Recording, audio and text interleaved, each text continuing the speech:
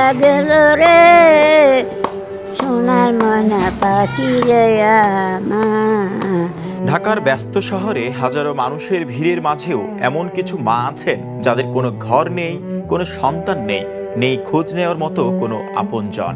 কেউ পড়েছিলেন রেললাইনের পাশে, কেউ স্টেশনের প্ল্যাটফর্মে, কেউ ডাস্টবিনের পাশে, আবার কেউ রাস্তার ধারে মৃত্যুর অপেক্ষায়।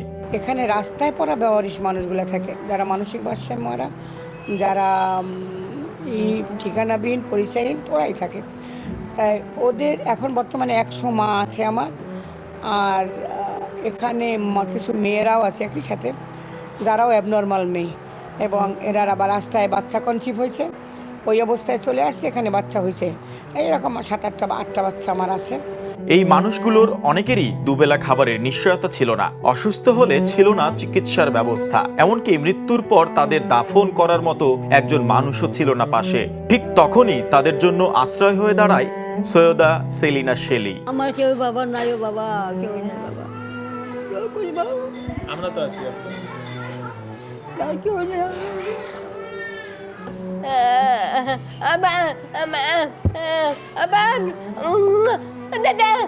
স্টেশন, রেললাইন, ডাস্টবিন কিংবা রাস্তা থেকে কুড়িয়ে এনে একে একে আশ্রয় দিয়েছেন অসহায় এসব নারীদের। গড়ে তুলেছেন আপন নিবাস বৃদ্ধাশ্রম, যেখানে তারা অন্তত 3 বেলায় খাবার পান মাথা গোজার একটি নিরাপদ ঠাঁই ও মানুষের মতো বেঁচে থাকার অধিকার। কি করতো, ওর ভাই নিয়ে ওই বক্সে ভিক্ষা করাইতো না, পরে আর ভাই তোমার ভিক্ষা করায় নাই, ওই বক্সে ফালাই দিয়ে চলে গেছে, অতটুকু মনে রাখতে পারছে। আর বক্সে করে মানুষ সংবাদ দিছে, আমি এই বক্স থেকে তুলে আনছি। ওটা ফেনি ওয়ার ব্রিজের নিচে একটু ফাঁকা থাকে না, ওই জায়গায় বসেছিল।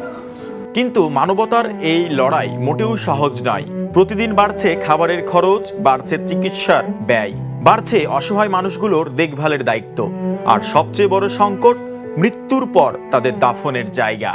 স্বজনহারা মানুষ যারা রয়েছেন, যারা রাস্তায় বেউরিশ অবস্থায় পড়ে থাকেন, তাদেরকেই এই বৃদ্ধাশ্রমে এনে আশ্রয় দেওয়া হয়, এবং প্রত্যেক বছর এই বৃদ্ধাশ্রম থেকে অনেকেই মৃত্যুবরণ করেন।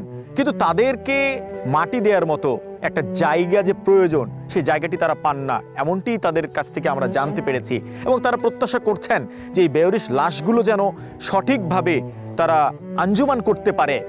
এটির জন্য উত্তর সিটি কর্পোরেশন এবং প্রশাসন, একই সাথে রাষ্ট্র যেন এগিয়ে আসে। একসময় তারা কারো মা ছিলেন, কারো স্ত্রী ছিলেন, কারো পরিবারের কেন্দ্রবিন্দু ছিলেন। আজ তারা বেঁচে আছেন কিছু মানুষের মানবিকতায়, আর সেই মানবিকতার লড়াই চালিয়ে যাচ্ছেন আপন নিবাস বৃদ্ধাশ্রম। কয়জন বাচ্চা ছিল, আপনার সন্তান ছিল কয়জন? আমার বাচ্চা কাচ্চা আনরে।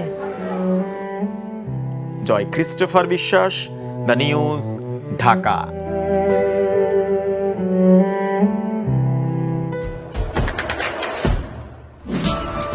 দেশে দেশে সবার সাথে দ্য নিউজ।